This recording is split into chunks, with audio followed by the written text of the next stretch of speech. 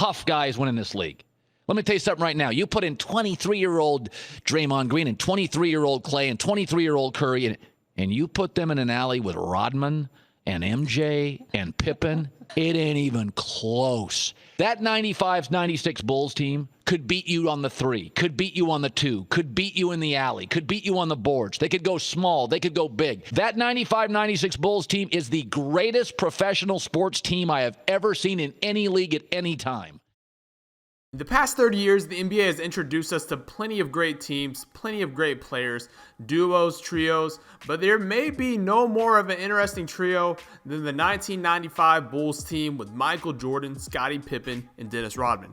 Now you might be thinking, yeah, we know these players were great, but how good really were all three of these players individually? First, we have Michael Jordan, the GOAT, the Hall of Famer, 14-time All-Star, 10-time scoring champion, and the 6 finals that he won, guess what? He's undefeated, 6 times finals MVP.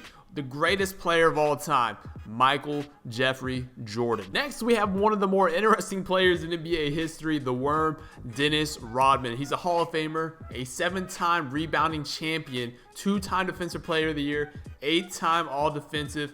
We'll get in a little bit more about this guy, man, but this is one of the most interesting and underrated players in NBA history. Last but not least, we've got Michael Jordan's right-hand man, won every single championship with Michael Jordan, a Hall of Famer, 7-time All-Star, Steel champion. We've got Scottie Pippen. So we're going to take this trio onto the threes court. We're going to see what we're going to be able to do. If you guys are new to the channel, man, make sure you guys go ahead and drop a sub. Like the video. As always, we're aiming for 1,000 likes. If there's any other duos, trios, or teams you guys would like to see, make sure you guys comment it down below. But without further ado, let's go ahead and get right into the video. Now, before we get started into the video, let's talk a little bit about the build. So first, we've got my scoring machine, Scottie Pippen, the 2-way pass first wing. And then we've got Dennis Rodman on a 6'9" paint beast, which is pretty good. It's all defensive pie chart, so I think these builds actually really do suit the play styles of these guys. But let me know down below in the comment section what you guys think about the builds. Let me know how you guys are enjoying this documentary. As this is coming out, the documentary is the second part of it will be coming out tonight. I think it's episodes 3 and 4. And from what I've heard, these are very heavy on Dennis Rodman and kind of the whole team. So if you guys want to see like a Dennis Rodman build, maybe even, let me know down below in the comment section and we could possibly get that out. But as you guys can see, we're back on the scoring machine build. Lately, I've been having a ton of fun with this. I think this is going to be one of my favorite builds to play with once I hit Legend. Quick update on that. As you guys are watching this, I should be around 75%. We've got a lot of double rep stuff coming out. So sometime next week, I will be hitting Legend. So make sure you guys have on all of the notifications for YouTube because I will be live streaming. I know YouTube live streams, notifications and all that if you don't stream consistently are kind of weird.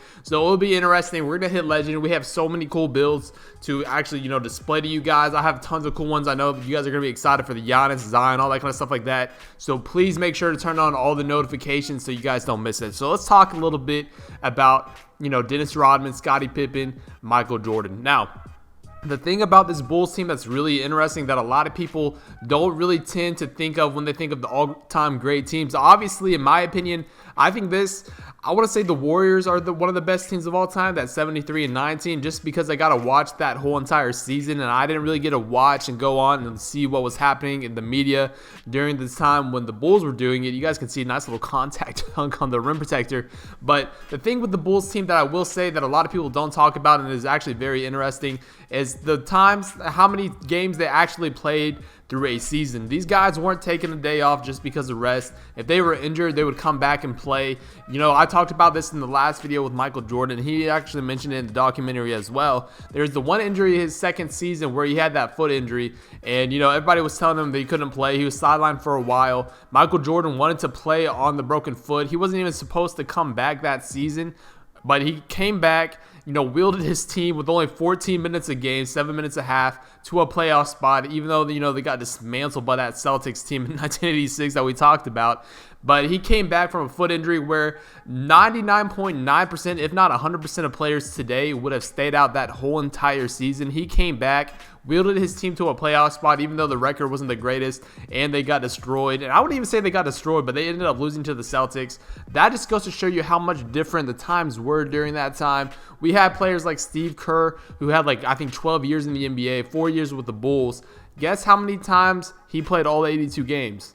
Exactly. He played all 82 games, all 4 seasons with the Bulls. It's just a great cohesive team. They all wanted to play together. They want to play for each other. They didn't really let their egos get, control of them, which you could kind of say happened with that Warriors team, kind of, with Kevin Durant, people getting to him saying that he didn't deserve the rings or he didn't earn the rings, whatever you guys think about that. No egos aside, the Bulls team, 1995, especially with the 72-10 team, was extraordinary. I really do, suggest you guys go look at some of their highlights. Go watch some of the full games on YouTube because those teams were absolutely insane. But now I want to talk a little bit about Dennis Rodman. We talked a lot about Scottie Pippen. We talked a lot about Michael Jordan in the last video, how they were, one of the greatest duos to ever play together. And, one of the guys that will come up and, fight for these guys is going to be Dennis Rodman. When they got him in 1995, if you guys remember when Michael Jordan first came into the league, when he was going against the Pistons, he was going against the Celtics, especially when he was going against the Pistons, he was going against Dennis Rodman. And before that, Dennis Rodman was one of those guys that were throwing around Michael Jordan, beating this guy up. And then all of a sudden, in the second half of the decade where they're going in the dynasty, we've got Scottie Pippen and we've got Dennis Rodman helping out Michael Jordan tremendously. Now, Dennis Rodman was the guy that was going to do all the dirty work, get all the rebounds, block shots. That's all he wanted to do. If you guys go look at any of his speeches and stuff like that, one of the things that really, other than just being an insane personality, one of the things I can really, respect about Dennis Rodman is how many times he'll actually say he never played for the money. He never played for the fame. He didn't care about winning. He cared about winning championships, but he just cared about winning. That was it. And he didn't care if he was scoring points. He didn't care what his stat line looked like. If he was doing things that, impacted the game and helped his team win, that's all he cared about. And that'll go to show you the dude was 6'7". Like I showed you guys in the beginning of the video, how many times he was the all, rebound champion. He's 6'6", 6'7", guys. And he was going against some big dudes back in the day. And that just goes to show you how much he was, putting in work, how much he studied the game. And, he was just an absolute unit. And he was a lot more than just a rebounder, great defender. He was always in the right spot. He was a great facilitator as well. If you guys go watch some of these games, like I said, you can't just get away with 2 players. So, Dennis Rodman did his thing. He facilitated. He did literally everything for that team. Now, there's a documentary on Netflix a few years ago. It still might be on there, but it really highlighted the bad boys Pistons teams, like Joe Dumars, Isaiah Thomas, those guys out there. And even Dennis Rodman was on that team. And he was one of the guys that really I watched that was interesting to see how he, interviewed and stuff like that. Because, Dennis Rodman, one of the most interesting players to ever play in the NBA. If you don't believe me, man, go look at some of the stuff he's worn, some of the things he's said, just an outside, out of the box personality. But he did say this one cool thing that I'll always remember about, that documentary. And he always took pride in rebounding. So, of course, we had a build out here that was a pure glass cleaner, pure red. That's a really, good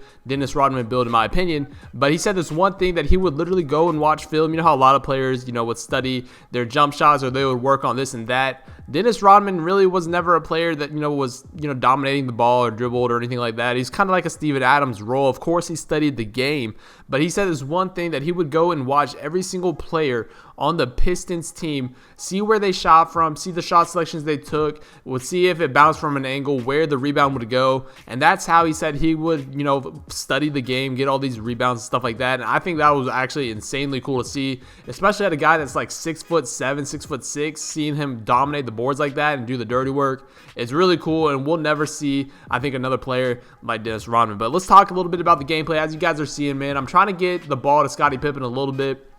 One of the coolest things about Scottie Pippen, and a lot of people don't give him credit for, is really transforming that point forward role. We mentioned this in the last video that we did with Michael Jordan and Scottie Pippen.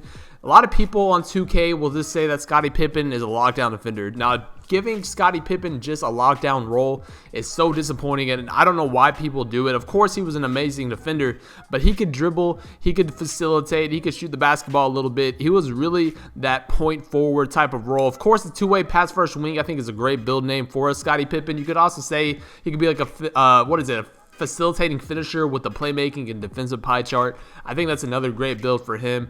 But you guys can see I'm trying to get the ball to Scottie. A lot of these games I was kind of going to work, but that's another thing that Scottie was able to do for MJ. He was able to take a lot of that pressure off. You can see the whole team actually crashed there on Scottie Pippen. You got to remember, man, this is the all-time 50 greatest NBA player ever. Now, you can see right here, I'm trying to go for the free throw line dunk. I'm not able to get it every single time, but watch this next play. Ladies and gentlemen, this play right here, one of my favorite moves, one of my signature moves to do. This play was absolutely disgusting. Look at this. Behind the back, go to the three-point line, step it back, crossover one more time. Look at this move right here. That's basically a free throw line dunk. Spin dunk. I don't know, man. It's just absolutely ridiculous. But as we end this up, guys, hopefully you guys are enjoying the videos. Hopefully you guys are enjoying the documentary. Let me know your thoughts down below. But thank you guys for all the support. It's been your boy Dignified. I'm out. Peace.